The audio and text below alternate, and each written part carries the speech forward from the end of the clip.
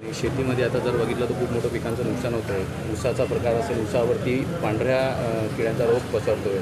आपण कसं बघतो? हे निश्चितपणाने पावसाने या ठिकाणी दडी मारल्यामुळे शेतकरी हा चिंतेमध्ये आहे. पिकाच्या बाबतीमध्ये तर नुकसान फार होतच आहे, पण आता पुढचं फार मोठं संकट हे पाणी टंचाईचं येऊ शकतं. म्हणून देवाला प्रार्थना आहे लवकर पाऊस पडू दे.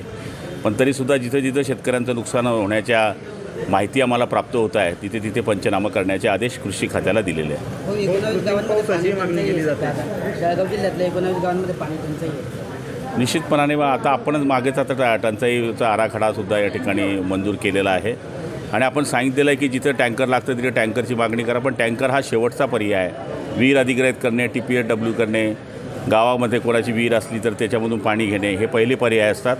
पण सगळेच पर्याय जर संपले तर टँकर हा सगळ्यात शेवटचा पर्याय असतो.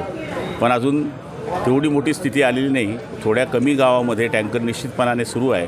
पण पुढे टँकर लागू नये याच्याकरता ग्रामसेवकांना या ठिकाणी सूचना देण्यात आलेल्या आहे की ज्या ठिकाणी तुम्ही रोज पाणी देतात तिथे 1 दिवसाच्या आड पाणी द्यावं. त्याचप्रमाणे कृत्रिम पाणी टंचाईचे पाणी पाडण्याचा या ठिकाणी सुद्धा मागणी होते आहे. पण शास्त्रज्ञांच्या माध्यमातून त्याच्यावर विचार करणं सुरू आहे. जर पोषक वातावरण असलं त्याला त्यांच्या टेक्निकल पद्धतीने आपल्याला घ्यावं लागतं.